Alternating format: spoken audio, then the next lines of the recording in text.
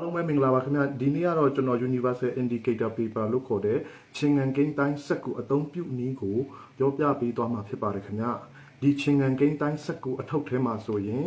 ချင်းငန်ကိန်းတိုင်းနဲ့စက်ကူအရွက်80ဝန်းကျင်ခန့်ပါပါတယ်ခင်ဗျာဒီဘက်ကဇယားကွက်မှာတော့နံပါတ်1ကနေနံပါတ်14ပါပါတယ်ခင်ဗျာနံပါတ်1ကနေနံပါတ်6အထိဆိုရင် acid ဓာတ်များတဲ့အချင်ဓာတ်များတဲ့ဖြော်ရည်လို့သတ်မှတ်လို့ရပါတယ်ခင်ဗျာနံပါတ်8ကနေနံပါတ်14အထိဆိုရင်တော့ကျွန်တော်တို့ alkaline ဓာတ်များတဲ့ဖြော်ရည်လို့သတ်မှတ်လို့ရပြီးတော့ကျွန်တော်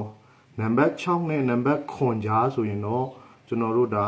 ပုံမှန်ရှိတဲ့ဖြော်ရည်လို့သတ်မှတ်လို့ရပါတယ်ခင်ဗျအခုကျွန်တော်တိုင်းဒါပြသွားပေးမယ့်ဖြော်ရည်တွေကတော့နံပါတ်1ဖြော်ရည်ထဲမှာဆိုရင်ကျွန်တော်ရှာလကာရည်ထည့်ထားတာဖြစ်ပါတယ်နံပါတ်2ဖြော်ရည်ထဲမှာဆိုရင်ကျွန်တော် baking soda အမုန့်ဖြော်ရည်ဖြစ်ပါတယ်နံပါတ်3ထဲမှာဆိုရင်တော့ကျွန်တော်အိမ်နောက်ကမြေကြီးရဲ့ဖြော်ရည်ဖြစ်ပါတယ်ခင်ဗျဒီတဲ့ကိုမြေကြီးအမုန့်တစ်စရေကျက်အေးနှစ်စထည့်ပြီးတော့မိနစ်30ခန့်နှက်ထားတာဖြစ်ပါတယ်ဒီထဲမှာဆိုရင် baking soda တစ်စရေကျက်အေးနှစ်စထည့်ပြီးတော့မိနစ်30ခန့်နှက်ထားတာဖြစ်ပါတယ်ခင်ဗျအခုပထမဦးဆုံးကျွန်တော်ရှာလကာရည်တဲ့ကိုနှစ်ပြီးတော့တိုင်းတာပြမှာဖြစ်ပါတယ်ခင်ဗျရှာလကာရည်တဲ့ကို2စက္ကန့်တဲ့နဲ့အဲ့လိုနှစ်ပြီးတော့ချက်ချင်းပြန်ထုတ်ပြမှာဖြစ်ပါတယ်ဒီအယောင်ပြောင်းသွားတဲ့အယောင်ဟာဆိုရင်ငါးအောက်အယောင်အနီအောင်တန်းနေတာကိုတွေ့ရပါတယ်ခင်ဗျာဒီသဘောတရားဟာဆိုရင်ဒီရှာလကာရည်ဟာအချင်တက်များတဲ့ဖြော်ရည်ဖြစ်ပါတယ်ခင်ဗျာအခုနံပါတ်1ကျွန်တော်ဆိုတာမုံဖြော်ရည်လေးကိုနှစ်ပြမှာဖြစ်ပါတယ်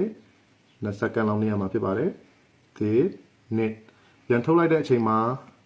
နံပါတ်8နဲ့အထက်အယောင်နဲ့တွားတူနေတာကိုတွေ့ရပါတယ်ခင်ဗျနံပါတ်8နံပါတ်9ပေါ့နော်သဘောတရားကအစိမ်းရောင်ရဲ့သဘောတရားကalkaline ဓာတ်များတဲ့ဖြော်ရည်လို့သတ်မှတ်လို့ရပါတယ်ခင်ဗျာအခုနောက်ဆုံးကျွန်တော်အိမ်နောက်ကမြေကြီးနမူနာဖြော်ရည်တဲ့ကိုကျွန်တော်2စက္ကန့်လောက်နှစ်ပြီးတော့ပြန်ထုတ်မှာဖြစ်ပါတယ်ခင်ဗျာဒီနေ့အပေါ်ပိုင်းအရည်တဲ့ကိုပဲနှစ်ရမှာဖြစ်ပြီးတော့အောက်ကရွှတ်မြေကြီးတဲ့ကိုထိရောက်အောင်မနှစ်ရပါဘူးခင်ဗျာဒီမှာအယောင်ကတော့ကျွန်တော်6နဲ့9ကြားမစိမ့်မဝါအယောင်လေးဖြစ်နေတာကိုတွေ့ရပါတယ်ခင်ဗျ